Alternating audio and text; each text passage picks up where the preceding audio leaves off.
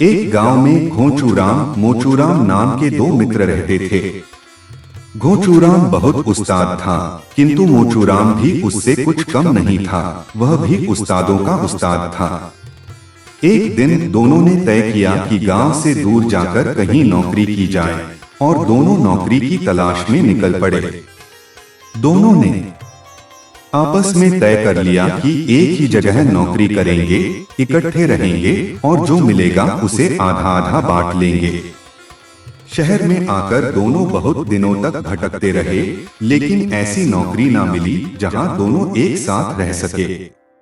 अंत में वे थके हारे एक बुढ़िया के पास पहुंचे और अपनी परेशानी का हाल सुनाया। बुढ़िया बोली, मेरे पास एक गाय है, उसके लिए मुझे दो नौकरों की जरूरत है। तुम लोग चाहो तो मेरे पास नौकरी कर सकते हो। यह सुनकर दोनों बहुत प्रसन्न हुए और बुढ़िया के पास नौकरी करना स्वीकार कर लिया। बुढ़िया बोली, देखो, एक आदमी दिन की नौकरी करेगा और दूसरा रात की। दिन वाला जंगल में गाय को चराने ले जाएगा और रात वाले का काम यह है कि वह गाय के गोबर को नीचे नहीं गिरने देगा, साथ ही गोबर की सफाई भी करेगा। दोनों ने बुढ़िया की बात मान ली। घोंचूराम ने दिन का काम संभाल लिया और रात भर ड्यूटी देने के लिए मोचूराम तैयार हो गया। शाम होते ही मोचूराम गौशाला के कमरे में घुस गया। गाय बार बार गोबर करती और वह तसले में उसे थाम लेता। रात भर वह तसला लेकर गाय के पीछे पीछे घूमता रहा। नींद से उसकी आंखें मूंदने लगी, किंतु डर था गाय जाने कब गोबर कर दे। वह सो ना सका। प्रातः होने तक वह थककर चूर हो गया। सुबह हुई। घोंचूराम ने पूछा, कहो उस्ताद, रात कैसी कटी? मोचूराम बोला, उस्ताद जी, बड़ा मजा आया। मालूम ही नहीं पड़ा कि मैं कहाँ हूँ और रात निकल गई।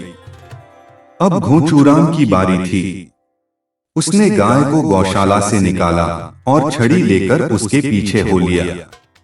देखते देखते गाय खेत खलियानों को लांघती हुई दूर निकल गई। वह पल भर कहीं रुकती नहीं थी। रास्ते में खेतों को चरती हुई आगे ही बढ़ती जाती थी। घोंचूराम उसके पीछे दौड़ता हुआ हाफ गया। उसका पसीना छूट गया। रास्ते में लोगों का नुकसान होने के कारण कई जगह उसकी पिटाई भी हो गई। जगह जगह गालियां और दुत्कार भी मिली। धूप में मीलों दूर निकल जाने के बाद एक नदी किनारे गाय रुक गई। उसने पानी पिया और घर लौटने के लिए उसी तरह वापस भागने लगी। दिन आने जाने में निकल गया। शाम ढलने पर घोंचूराम गाय के पीछे पीछे भागता हुआ थकाहारा घर लौटा। शाम को मोचूराम ने हाल पूछा तो उसने बताया, गाय के साथ जंगल में जो मजा मिला उसका वर्णन नहीं हो सकता।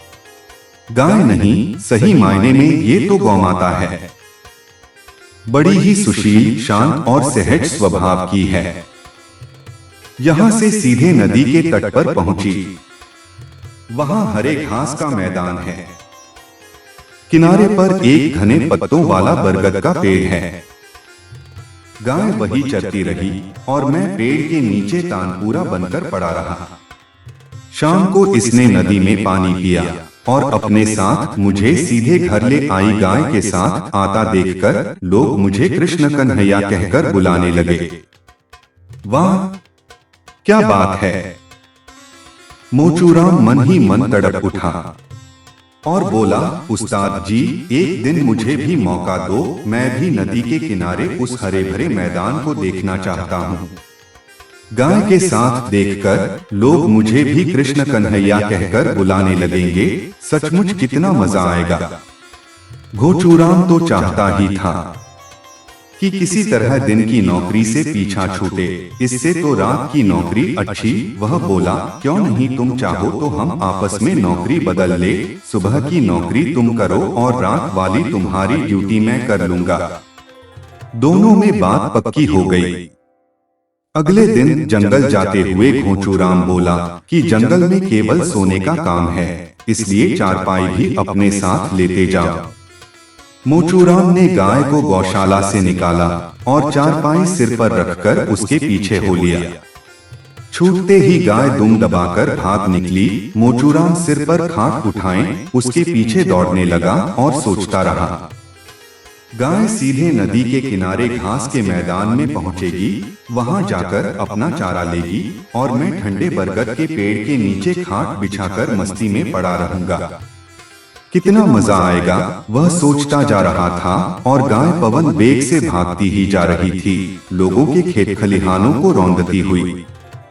मोचूराम भी उसके पीछे भाग रहा था। अब मैदान आया, लेकिन मैदान का कहीं अता पता नहीं और ना ही बरगद का पेड़ ही दिखाई दिया।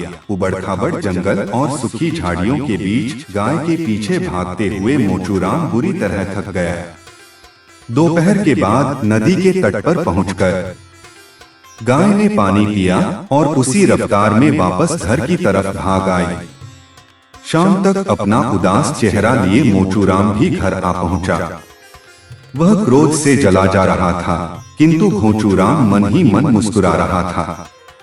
अगली सुबह रात की ड्यूटी देने के बाद घोंचूराम गौशाला से निकला तो उसकी आंखें सूजी हुई थी, बदन थककर चूर हो गया था। दोनों ने मिलकर सलाह की और अगले ही दिन नौकरी छोड़कर भाग निकले।